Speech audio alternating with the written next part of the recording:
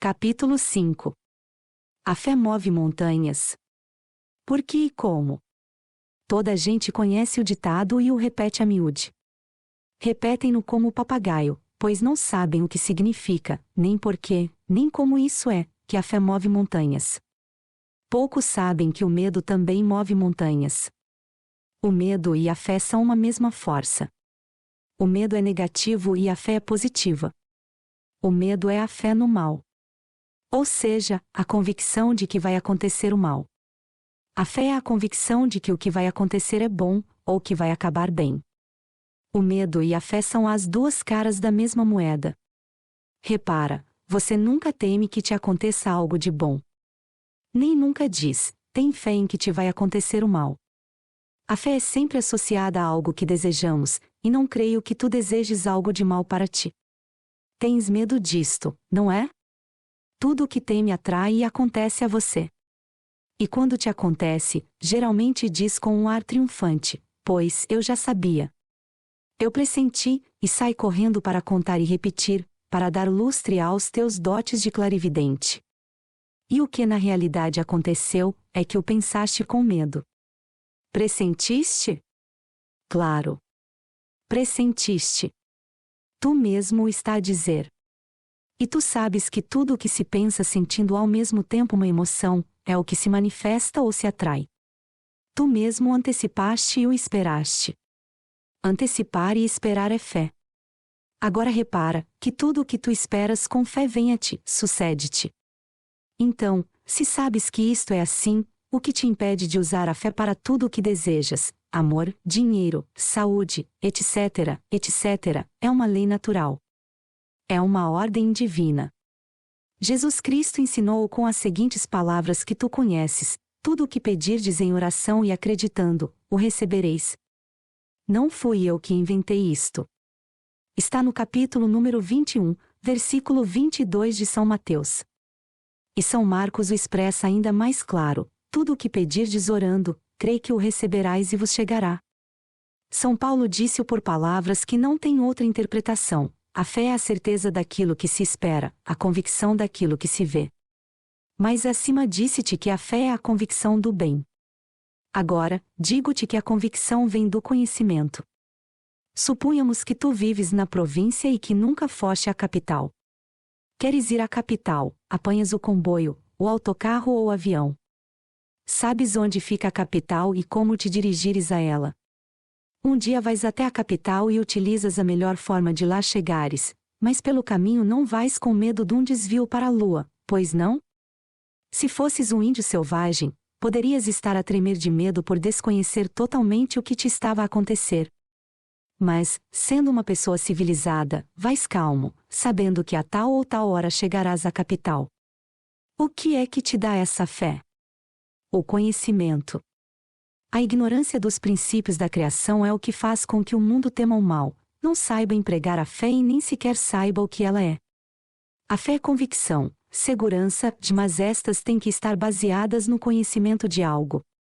Sabes que existe a capital e vais até ela. Por isso sabes que não irás parar a lua. Agora sabes que quando desejas algo, se tens medo de não o obter, não o obterás. Se o negas antes de o receber, como no exemplo já dado, da oração que faz a Deus a generalidade da humanidade: meus Deus, concede-me tal coisa, apesar de eu saber que não vai conceder porque vai achar que não me convém, não o obterás porque o negaste de antemão. Confessaste que não o esperas. Deixa-me dar-te a fórmula metafísica para se obter qualquer coisa que se deseje. É uma fórmula. Temos que a empregar para tudo. Comprova-a por ti mesmo. Não acredites em mim cegamente. Eu desejo tal coisa. Em harmonia para todos e de acordo com a vontade divina. Sob a graça e de forma perfeita. Obrigado, Pai, que me ouviste. Agora não duvides por um só instante. Empregaste a fórmula mágica. Cumpriste com a lei completa e não tardarás em ver o teu desejo manifestado. Tem paciência. Quanto mais tranquilo esperares, mais depressa verás o resultado. A impaciência, a tensão e o pôr-se a empurrar mentalmente, destroem o tratamento. A fórmula é o que em metafísica se chama um tratamento. Para que saibas o que fizeste ao repetir a fórmula, vou explicar-te o processo detalhadamente. Ao dizeres em harmonia para todos, eliminaste todo o perigo de que a tua conveniência prejudicasse outros, não te sendo possível desejar o mal a outros. Ao dizeres de acordo com a vontade divina, se o que tu desejas é menos perfeito para ti, verás suceder algo muito melhor do que esperavas. Neste caso, significa que o que estavas a querer não ias achar suficiente, não iria resultar em tão bom quanto tu pensavas. A vontade de Deus é perfeita. Ao dizer, sob a graça e de maneira perfeita, é fechado um segredo maravilhoso. Deixa-me dar-te um exemplo daquilo que acontece quando não se sabe pedir sob a graça e perfeição. Uma senhora necessitava urgentemente de um montante em dinheiro, e pediu-o para o dia 15 do mês. Tinha fé absoluta de que o receberia, mas o seu egoísmo e indiferença não a inspirou para pedir considerando mais qualquer coisa. No dia seguinte ao pedido, a sua filha foi acidentada por um carro, e no dia 15 do mês ela recebeu a quantia exata que tinha pedido. Teve que pagá-la à companhia de seguros pelo acidente da filha. Ela trabalhou a lei contra ela mesma. Pedir sob a graça e de maneira perfeita é trabalhar com a lei espiritual. A lei de Deus que se manifesta sempre no plano espiritual. Aí, no plano espiritual, tudo é perfeito, sem obstáculos, sem inconvenientes, sem tropeços nem males para ninguém, sem lutas nem esforços, suavezinho, suavezinho, tudo com grande amor, e essa é a nossa verdade. Essa é a verdade que, ao ser conhecida, nos faz livres. Obrigado, Pai, que me ouviste, é a maior expressão de fé que podemos ter. Jesus ensinou-a e empregava-a em tudo, desde antes de partir o pão com que alimentou 5.000 pessoas, até para dizer como transformar o vinho no seu sangue. Dando graças ao Pai antes de ver a manifestação. Como irá vendo, tudo o que Jesus ensinou foi metafísico. Tudo o que desejas, tudo aquilo de que fores necessitando, podes manifestar. O Pai já previu tudo, já deu tudo, mas há que ir lhe pedindo à medida que se sinta a necessidade. Só tens que te lembrar que não podes pedir o mal para outro porque te será devolvido, e tudo o que peças para ti deves pedi-lo também para toda a humanidade, porque todos somos filhos do mesmo Pai. Por exemplo, pede grande. O Pai é muito rico e não gosta de mesquinhez. Não digas, ai, Deus Pai, dá-me uma casita. Só te peço uma casita, mesmo que seja pequenina, quando na realidade tu necessitas de uma casa muito grande porque a tua família é numerosa. Não receberás senão aquilo que pedes. Assim, pede, Pai, dá-me a mim e a toda a humanidade todas as maravilhas do teu reino, e agora faz a tua lista. Para ir fortalecendo a fé, faz uma lista de coisas que desejas ou que necessitas. Enumera os objetos ou as coisas. Ao lado desta lista faz outra, enumerando coisas que desejas ver desaparecer, ou em ti mesmo ou externamente.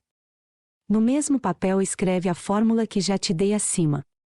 Agora, lê o teu papel todas as noites. Não te permitas sentir a menor dúvida. Dá de novo graças, às vezes que penses no que escreveste. À medida que vejas que se vão realizando as coisas enumeradas, vai marcando-as.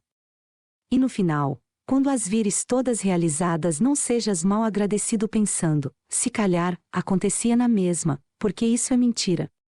Se lhes deram foi porque as pediste corretamente. O exterior organizou-se para lhes dar. Como já estás muito habituado a sentir medo por uma variedade de razões, cada vez que fores atacado por um medo, repete a fórmula seguinte, que te irá apagando o reflexo que tens gravado no teu subconsciente: eu não tenho medo. Não quero medo. Deus é amor e em toda a criação não há nada que temer. Eu tenho fé. Quero sentir fé. Um grande mestre dizia: a única coisa que se deve temer é o medo. Deves repetir esta fórmula mesmo que estejas a tremer de terror. Nesse momento, com mais razão. Somente o desejo de não ter medo e o desejo de ter fé bastam para anular todos os efeitos do medo e para nos posicionar no polo positivo da fé. Suponho que já conheces o princípio psicológico que diz que, quando se apaga um hábito, há que substituí-lo por outro. Cada vez que se nega ou expulsa uma ideia cristalizada no subconsciente, ela é um pouco apagada. O pequeno vazio que assim se faz, tem que ser preenchido imediatamente com uma ideia contrária. Senão, o vazio atrairá ideias do mesmo tipo e que estão sempre suspensas na atmosfera, pensadas por outros. Pouco a pouco irás vendo que os teus medos desaparecem, se é que tens a vontade de ser perseverante, repetindo a fórmula em todas as circunstâncias que se vão apresentando. Pouco a pouco irás notando que unicamente te acontecem as coisas como tu querias. Pelos seus frutos os conhecereis, disse Jesus. Esta grande ferramenta, o poder do decreto, atrai a nossa atenção na extraordinária história da criação que encontramos nos primeiros capítulos de Gênesis na Bíblia. Sugiro que arranjes algum tempo para ler este maravilhoso relato. Durante a leitura darás conta que o homem, quero dizer tu e eu, não foi criado para ser a peça do jogo das circunstâncias, a vítima das condições ou um malandro empurrado de um lado para o outro por poderes fora do seu controle. Em vez disto, vemos que o homem ocupa o pináculo da criação, que longe de ser o mais insignificante do universo é, pela mesma natureza dos poderes com o qual foi brindado pelo seu Criador, a suprema autoridade designado por Deus para reger a terra e toda a coisa criada. O homem está dotado dos mesmos poderes do Criador, porque é feito à sua imagem e semelhança. O homem é um instrumento pelo qual a sabedoria, o amor, a vida e o poder do Espírito Criador se expressa em plenitude. Deus situou o homem no universo que responde e obedece, incluindo o seu corpo, os seus assuntos, o seu ambiente, sem outra alternativa senão a de levar a efeito os éditos ou decretos da sua suprema autoridade. O poder de decretar é absoluto no homem, o domínio que Deus lhe deu, irrevogável, e ainda que a natureza básica do universo seja boa na avaliação feita pelo Criador, pode aparecer perante o homem, somente como ele decretou que apareça. Vemos que, enquanto o homem foi obediente ao seu Criador, manteve o seu poder de pensar e fazer decretos ao tom do espírito do bem que é a estrutura da criação, viveu num universo de bem, num jardim de Éden.